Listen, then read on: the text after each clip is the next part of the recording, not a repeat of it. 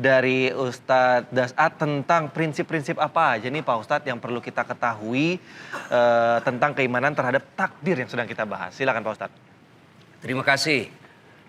Membicarakan takdir, kunci ikhlas. Kalau kita punya sifat ikhlas dalam menerima takdir Allah, maka hidup kita akan bahagia. Kapan dia tidak ikhlas menerima keputusan yang Allah berikan dalam hidupnya, maka dia akan sengsara. Ya, misal Allah takdirkan saya, tubuh saya kecil, hidung pesek. Ya, kalau saya ikhlas, maka saya akan tenang. Inilah yang terbaik buat saya. Tapi kalau saya tidak ikhlas, maka saya akan operasi plastik. Buat putih seperti Korea. Ya. Maka saya akan cari habis duit, sengsara perasaan, belum lagi kalau ada efek jeleknya. Menjadi rusak saya punya yang tadi. Seperti ibu-ibu kan sekarang ada yang dibelah-belah dahunya, hidungnya dikasih pancung, putih betul mukanya, hitam lehernya. Lusung pipit Pak Ustadz, lusung pipit. Itu semua. Ini membuat dia tidak tentram hidupnya.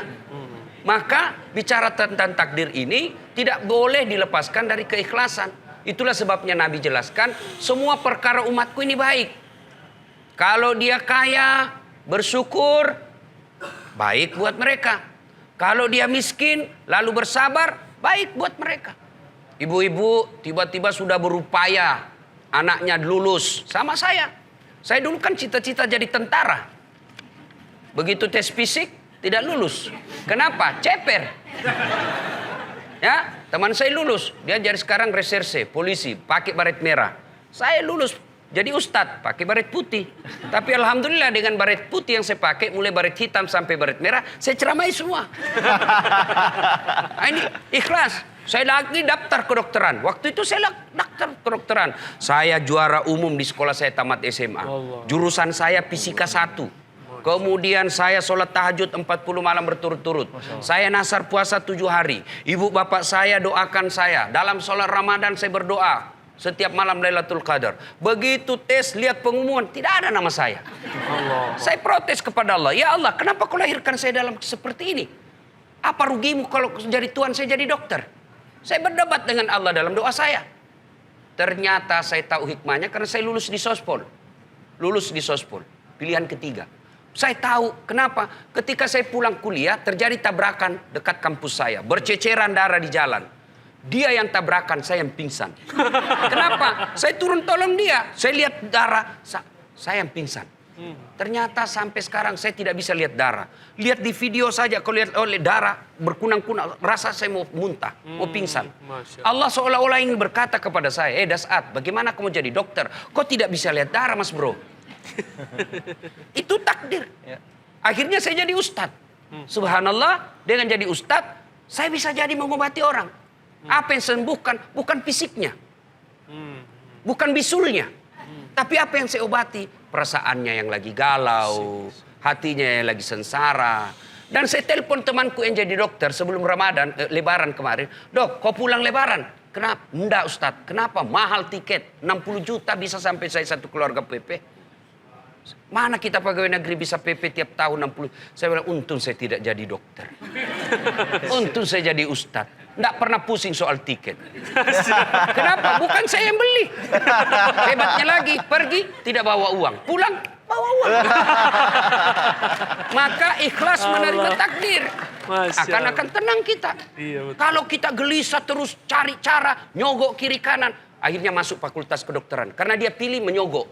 Sampai di dalam, bingung dia lihat hadapi pelajarannya. Tidak bisa stres setiap malam. Tidak bisa daya tahan tubuhnya. Ikatannya juga jelek. Akhirnya apa? Dia makan narkoba supaya dia bisa bertahan. Hah? Akhirnya makin jauh dari rahmat Allah. Akhirnya jadi dokter abal-abal. Karena tidak di luar kemampuannya. Nah, itulah sehingga kunci prinsip memahami takdir ini adalah ikhlas dalam menerima. Masya Allah. Ya? Pak Ustadz, ini saya jadi ingat pertanyaan istri saya di rumah. Pernah kepikiran ingin merubah bentuk fisiknya setelah dia punya anak. Ini mungkin sering terjadi nih sama ibu-ibu setelah punya anak. Dulunya kurus istri saya, sekarang agak gemuk gitu. Saya bilang nggak boleh merubah takdir dari pemberian dari Allah Subhanahu Wa Taala. Terus dia balas, dibilang gini, kan mengembalikan ke bentuk semula. Alasannya seperti itu. Yang benar gimana Pak Ustadz? Nah, Ustaz, silakan Ustaz. Saya takut kalau soal istri. Sebentar. Saya suruh telepon istri saya dulu. Nih nonton TV One nih, ya biar dikasih tahu jawabannya. Nah, ayo Pak Ustadz. Hadis diriwayatkan sahabat Nabi Abdullah ibnu Mas'ud radhiyallahu anhu. La'anallahul washimat. Allah melaknat yang membuat tato. Wal mutashimat, minta buatin tato. Wal mutanammisat, yang mencabut apa nih? Bulu mata. Alis. Mencabut, membuang, menghapus, mengotak-atik. Wal mutafallijat, gigi, memotong gigi atau mengotak-atik gigi. Wal mughayyirat lil husni, merubah yang sudah baik menjadi hanya lil husni, untuk mempercantik saja. Kalau dia tidak normal, merubah menjadi normal boleh. Ada mungkin giginya tidak normal, tidak susunannya. Dia senyum kita pingsan. Itu boleh. Atau bulu mata alis ini tumbuhnya, itu boleh. Yang tidak normal menjadi normal. Adapun yang sudah normal malah di otak-atik menjadi abnormal, maka dia masuk dalam yang dilaknat Allah. La'anallah, Allah melaknat. Makna laknat artinya ba'idun 'anir rahmah, jauh dari rahmat Allah Subhanahu wa taala. Perempuan setelah melahirkan, kemudian maaf tubuhnya melar, maka dia cukup dengan puasa sunat. Senin Kamis. Senin Kamis.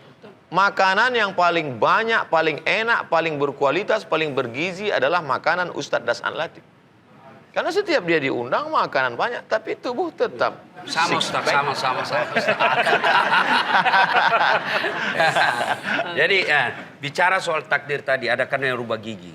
Ini ada vokalis kita. Saya ingat saya nonton filmnya Freddie Mercury.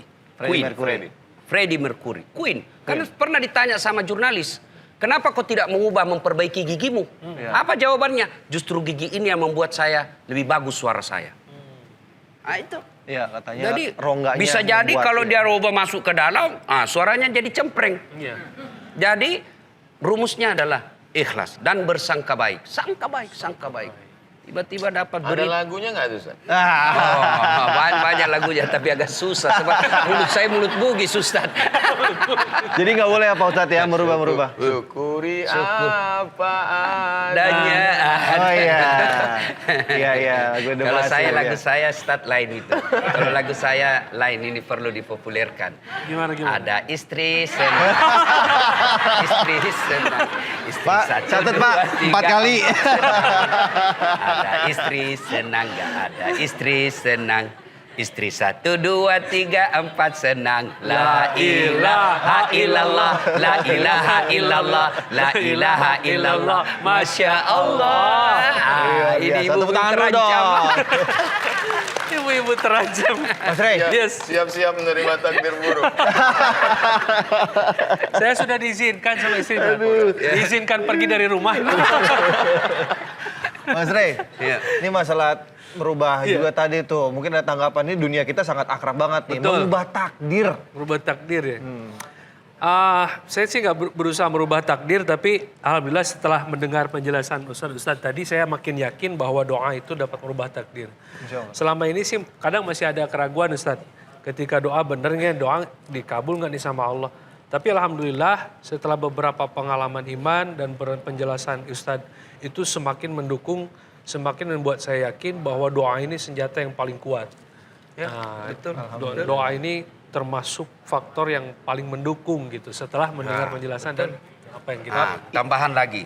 Setelah berdoa, sangka baik. Sangka Jangan baik. pernah sangka buruk. Sangka baik kepada Allah. Semua yang Allah berikan itu yang terbaik buat kita. Iya, Insya Allah. Belajar dari pengalaman hidup. Makin Allah kasih kita cobaan ini, pasti Allah pasti tahu mampu kita pikul.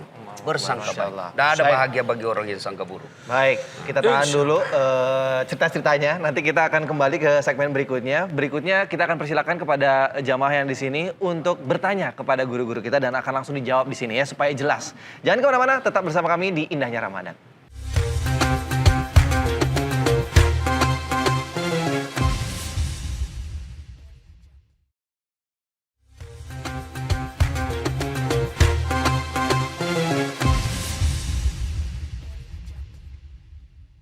Baiklah pemirsa setia TV One dimanapun Anda berada, kembali lagi di Indahnya Ramadan. Baik, kita masih membahas tentang takdir. Pak Ustadz, ini ada kalau ngomongin takdir ada sebuah istilah yang kadang-kadang kita suka tuker nih antara kodok dan juga kodar. Bisa Pak Ustadz jelaskan biar kita nggak pernah keliru lagi nih. Kodok dan kodar itu apa sih bedanya? Silakan Pak Ustadz. Innallaha katabal maqadir. Allah menuliskan takdir qabla an yakhluqas samawati wal ard, sebelum Allah menciptakan langit dan bumi, bi khamsina alfa sanatin, 50.000 tahun. Hadis riwayat Muslim. Allah pertama menciptakan qalam. Allah bersumpah dengan qalam. Qalam pena, bukan tempat ikan. Nun wal qalami wa ma yasturun. Demi pena dan apa yang dia tulis. Tempat menulisnya itu adalah papan yang terjaga dan terpelihara bernama Lauh Mahfuz. Ya qalam, wahai qalam, tulis. Lalu qalam pun menulis. Sebenarnya Allah ingin mengajarkan kepada kita bahwa segala yang terjadi di alam ini tidak ada yang di luar kendali dan kuasa Allah. Kalau ada yang mengatakan bahwa yang terjadi di alam semesta ini di luar kendali dan kuasa Allah, berarti dia syirik. Berarti ada kekuasaan lain di luar kuasa Allah. Di dalam kantor ini tidak ada yang berkuasa kecuali saya. Apapun yang bergerak di sini kekuasaan saya, kata seorang direktur. Kalau ada yang lain, berarti ada 2 direktur. Lau kana fihi ma alihatun illallah. Seandainya di dunia ini ada Tuhan selain Allah, la fasadata, pasti sudah lama hancur. Maka kita berkata la ilaha illallah. Di antara ulama ada yang membedakan bahwa yang ini namanya ketetapan dulu sejak zaman azali, belum ada awal, belum ada akhir, dan dia belum terjadi. Sedangkan yang ini adalah ketetapan yang sudah terjadi. Tapi setelah saya teliti, saya baca-baca, itu semua ijtihad ulama. Maka kebanyakan mengatakan ini ijtihad ulama. Tapi yang jelas kita dituntut untuk percaya yang ada dalam nas, antu'mina billah, kau beriman kepada Allah biqadri, dengan takdirnya, khairihi, takdir yang baik, wa syarrihi. Seorang ibu menikah, setelah itu punya anak. Saat hamil sudah berdoa, sholat, berzikir, baca Quran. Tiba-tiba lahir anak, maaf beribu maaf, na'udzubillah, mohon maaf, lahir dalam keadaan cacat. Kalau tidak beriman kepada takdir, bisa gila. Kenapa anak saya yang begini? Kenapa saya yang kena begini? Kenapa? Satu-satunya jalan untuk melepaskan dari huru-hara, kacau balau pikiran ini hanya beriman kepada Allah Subhanahu wa ta'ala. Bagaimana seorang bisa membesarkan anaknya yang dalam kekurangan fisik maupun mental sampai anak itu usia remaja, dewasa dengan penuh kasih sayang. Mengapa? Karena saat itu dia percaya bahwa ini adalah kiriman dari Allah Subhanahu wa ta'ala. Allah menciptakan manusia itu dari nutfah 40 hari. Berubah menjadi alaqah 40 hari. Berubah menjadi mudghah 40 hari. Nutfah, sperma 40 hari cairan. 40 hari dalam bentuk darah. 40 hari dalam bentuk daging. Summa yursalul malaku. Kemudian Allah kirim malaikat. Lalu kemudian malaikat itu menuliskan. Lalu kemudian malaikat itu. Dan malaikat itu atas kuasa Allah Subhanahu wa ta'ala. Lalu apa yang bisa merubah takdir ini? La yaruddul qada illa du'a. Tidak ada yang bisa merubah takdir kecuali doa. Makanya saya amati bagaimana proses perjalanan hijrah Mas Re tadi. Ternyata ada doa yang merubah takdir. Doa yang mana? Doa seorang ibu dari maghrib sampai ke isya. Dengan simpuh sujudnya. Dengan doanya yang makbul. Menembus pintu-pintu langit. Maka jangan pernah putus asa ibu-ibu, doa terus di sujud terakhir, apalagi di bulan suci Ramadan ini. Pada malam-malam tarawihnya, pada malam sujudnya, pada malam iktikafnya, pada malam tahajudnya, pada malam dia bersimpuh minta kepada Allah Subhanahu wa ta'ala. Insya Allah semua yang ditakdirkan dalam jelek dirubah Allah menjadi baik insya Allah. Makanya di antara doa yang dipanjatkan pada malam Lailatul Qadar, Allahumma innaka afun, engkau maha pemaaf, tuhibbul afwa, kau cinta kepada maaf. Fa'fu anni, maafkanlah aku. Tapi malam qadar juga disebut adalah malam penetapan takdir setahun ke depan. Yang sudah ditetapkan secara umum, maka secara detailnya ditetapkan pada malam Lailatul Qadar. Dan kita tidak tahu pada malam yang mana itu. Maka kita mohon kepada Allah, ya Allah, yang kau takdirkan tidak baik, maka robahlah menjadi baik. Yang kau takdirkan sudah baik, robahlah menjadi yang lebih baik. Semua kuasa Allah. Yamhullahu ma yasha' wa yusbit. Allah maha kuasa untuk menghapus. Dan Allah Maha Kuasa untuk menetapkan yang sudah ada. Wa indahu ummul kitab. Karena semuanya ada dalam kuasa dia. Adapun kita tak ada daya, tiada upaya. La haula wa la quwata illa billah. Tapi kita ada namanya al-kasbu wal ikhtiar. Itulah yang membedakan kita dengan ahlul bid'ah. Kita ini ahlus sunnah wal jamaah. Ahlus sunnah wal jamaah Asy'ari mengatakan ada yang namanya al-kasbu wal ikhtiar. Kasbu ikhtiar artinya Allah berikan kita kuasa untuk memilih. Jabariyah, kelompok ahlu bidah mengatakan tidak ada. Jabariyah diambil dari kata jabar. Jabar artinya majbur, terpaksa. Tidak ada daya, tidak ada upaya sama sekali. Inilah aliran yang sesat, menyesatkan, dhalla wa adalla. Semua yang terjadi ini. Kalau ditanya dia, kenapa kamu berzina? Ini adalah takdir. Kenapa kamu mabuk? Ini adalah takdir. Dan ini dulu sudah ada, bukan zaman sekarang saja. Karena dia minum khamar, mabuk, ditangkap. Pada masa Sayyidina Umar ibn al-Khattab. Dicambuk, dihukum. Ketika ditanya, kenapa kamu mabuk? Dia jawab, ini takdir Allah. Kata Umar bin Khattab, cambuk dia dengan hukuman hudud orang minum khamar dengan bonus tambahan. Kenapa hukumannya ditambah? Yang pertama, karena dia minum khamar. Yang kedua, karena bicara takdir tanpa ilmu. Oleh sebab itu, masalah minum khamar adalah pilihan. Wallahu a'lam. Wallahu a'lam. Tuh, memilih nih Mau Mas Rey. tanya sedikit nih. Mau nanya boleh, Ini boleh. kan masalah takdir juga Ustaz. Doa dapat merubah takdir tadi barusan kita dengar dari Ustaz. Nah, katanya doa terbaik itu di saat sujud terakhir. Cuman kan ketika sholat 5 waktu itu, kalau kita laki-laki kan berjamaah nih. Kalau imam kan kadang-kadang ada yang lama di sujud terakhir, ada yang cepat. Nah, apakah itu doa di sujud terakhir ini berlaku di sholat sunat atau tidak? Aqrabu ma yakunul abdu min rabbihi wa huwa sajid. Orang yang paling dekat dengan Allah adalah pada saat dia bersujud. Fa'aksiru fihi doa, maka perbanyaklah doa di sujud itu. Hadis riwayat Muslim. Maka kalau kita berimam di Masjidil Haram, Masjid Nabawi yang di sana imamnya sujud lama, maka setelah baca Rabbiyal A'la, Subhana Rabbiyal A'la, Subhana Rabbiyal A'la wa bihamdi, ada masa kosong, kita baca doa apa yang kita ingin ucapkan. Tidak bisa pakai bahasa Arab, bahasa kita, bahasa Indonesia, bahasa Bugis, bahasa Batak, bahasa Sunda, di dalam hati, tidak dilafazkan di mulut. Karena kalau selain bahasa Arab dilafazkan di mulut, sholatnya batal.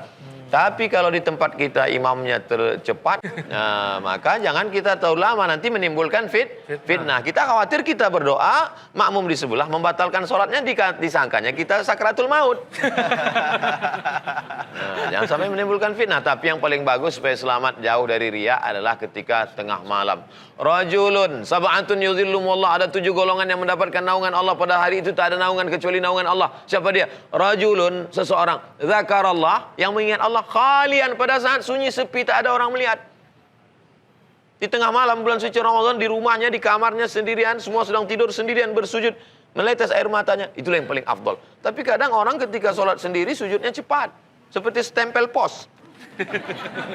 Tapi begitu dia di depan orang ramai di masjid, Masya Allah, lamanya, lama sekali. Rupanya kawannya di pojok sedang merekam.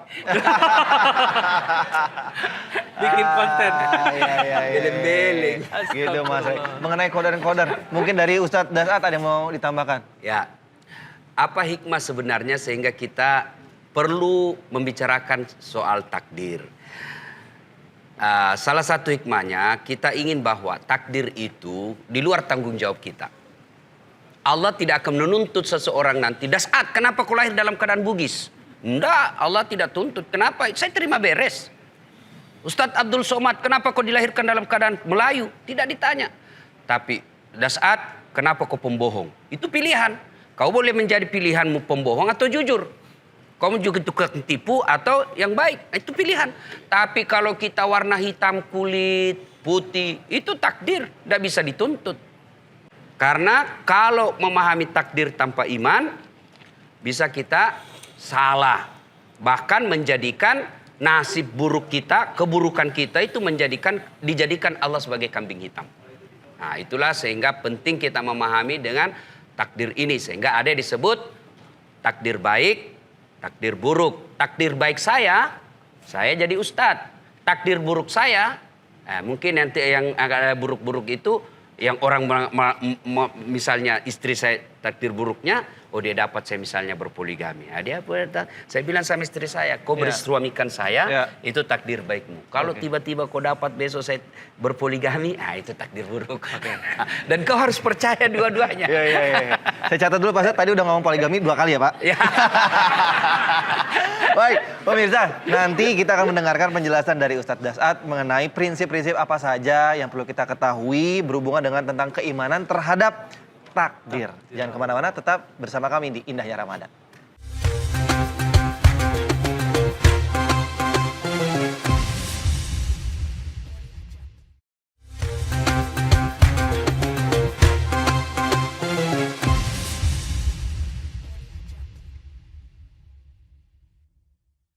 Baiklah pemirsa TV One, masih bersama kami di Indahnya Ramadan. Coba mana nih semangatnya, tepuk tangan dong buat jemaah di sini.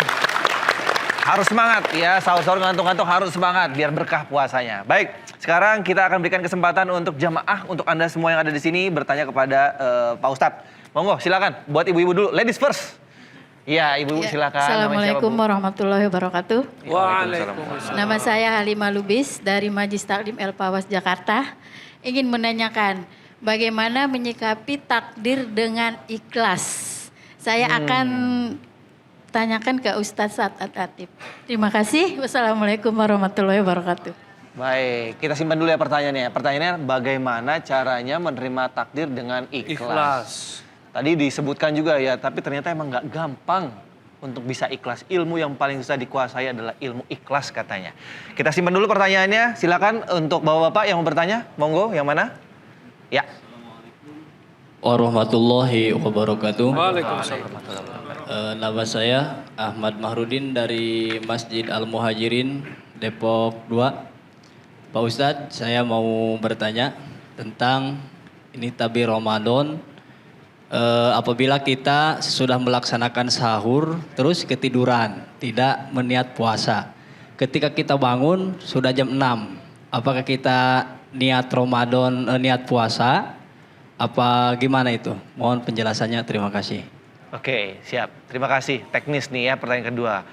Baik, kita mulai dulu menjawab yang pertama, ikhlas takdir itu seperti apa sih Pak Ustadz Das'ad? Dari tadi sebutkan harus ikhlas menerima takdir. Ibu, ikhlas itu ada di akal atau di hati? Hati. Yang membolak-balikkan hati itu siapa? Allah. Maka cara yang terbaik adalah takarruf ilallah. Dekatkan diri kepada Allah. Bagaimana mendekatkan diri kepada Allah? Salah satu diantaranya adalah doa.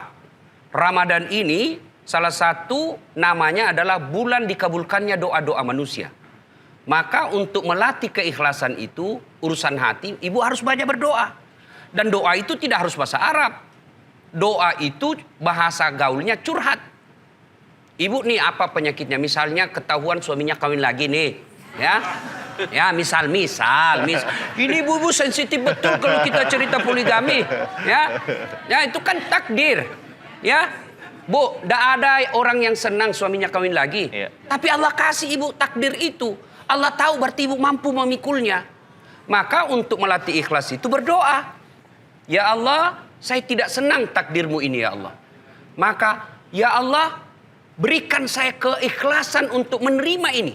Dan jadikanlah takdir saya ini amal kebaikan di sisimu yang memberatkan timbangan kebaikanku nanti di akhirat. Ibu boleh doa begitu. Sekarang juga? Boleh. Daripada ibu doa bahasa Arab, kan bingung. Kalau kita bahasa Arab, kalau kita pernah belajar bahasa Arab, enak nyambungnya. Apalagi kalau doa-doa dalam Quran kan, kalau kita doa dalam Quran, dapat pahala ngaji, dapat pahala doa. Tapi kalau ibu tidak tahu bahasa Arab, tidak usah. Nanti bingung malaikat. Apa maksudnya ini bu? Lain di bibir, lain di hati. Malaikat apa maksudnya ini bu? Doa yang dia baca doa minta hujan. Ya bu, tidak ada pilihan berdoa agar ikhlas. Dan keikhlasan itu memang tidak gampang. Ya. Tidak gampang, maka perlu doa karena hanya Allah yang membolak-balikkan hati kita. Oke. Nah, ini yang berikutnya, niat. Niat itu bukan bahasa lisan. Niat itu ada di hati. Ya, niat tidak harus diucapkan. Begitu Bapak mau masuk Ramadan, sudah ada dalam hati, saya mau puasa bulan Ramadan penuh. Oh, itu sudah niat. Tanpa diucapkan, boleh. Misal sholat, yang usolli itu kan usolli fardhu duhuri. Itu kan umumnya ulama Melayu yang ngajarkan. Coba Anda jalan di Arab ya, masuk di Masjidil Haram Nabawi, coba lihat orang Arab jalan, Allahu Akbar.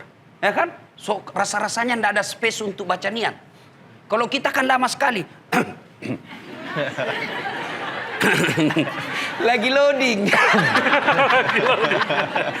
Jadi niat tidak harus diucapkan. Ya, niat tidak harus diucapkan. Pun kalau mau diucapkan tidak apa-apa. Kenapa ulama mengajarkan kita untuk mengucapkannya? Untuk melatih bahwa begitulah bahasa dalam hatimu. Dan Tapi nggak loading tidak harus diucapkan. Begitu Tuan Guru? Pak Ustadz silakan tambahkan mungkin yang masalah takdir. Tentang saya bertanya ke Ustadz Das'ad Latif, Ustadz ibunya masih ada? Masih.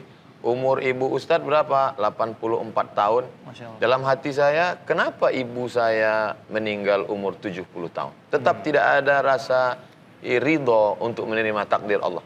Padahal sudah meninggal hampir setahun yang lalu. Kenapa ibu saya tidak berumur panjang seperti umur ibu Ustadz Das'ad Latif? Maka hati ini tetap melawan. Maka tidak ada cara lain kecuali berdoa pada Allah. Ya Allah, tundukkan hatiku. Karena makna Islam artinya al-inqiyad wa ta'ah, tunduk. Jadi kalau kita masih melawan, kita belum Islam. Mungkin kita sudah bersyahadat, sholat, zakat, puasa, haji. Tapi kita belum Islam dalam makna ketundukan sepenuhnya kepada Allah. Sampai hari ini, walaupun sudah setahun yang lalu meninggal, kenapa ibu dia umurnya panjang? Kenapa ibuku tidak? Jadi kita tetap senantiasa minta kepada yang punya hati. Ya muqallibal qulub. Engkau yang membolak-balikkan hati. Ya, gitu Bu ya, mungkin biar tambah kuat lagi, biar tambah ikhlas gitu menerima takdir. Kalau tadi contoh yang masalah doa untuk poligami itu contoh. Itu hanya contoh. Contoh aja, Bu. Begitu tadi contohkan sama Pak Ustadz Das'ad, yang aminnya bapak-bapak yang sebelah sini. Padahal lagi jawab yang sebelah sini. Saya kan pernah umroh, berdoa di depan Baitullah. Ya Allah, saya sudah sangat mensyukuri istri yang kau berikan ini. Saya sudah bahagia dengan istri saya yang sangat baik ini. Tapi sekiranya engkau menakdirkanku kawin lagi ya Allah, saya ikhlas menerimanya. Langsung istri saya, enak di kau. Oke.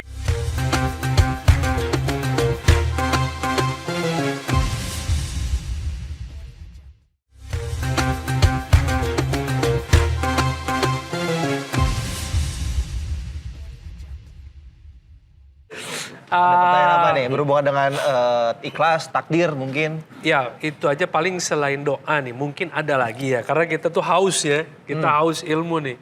Selain doa yang dapat menguatkan kita untuk menjalani proses hijrah ini, itu apa yang perlu kita buat? Ustadz Abdul Somad, monggo silakan. Unzur ila man huwa asfala minka. Lihatlah pada orang yang di bawahmu.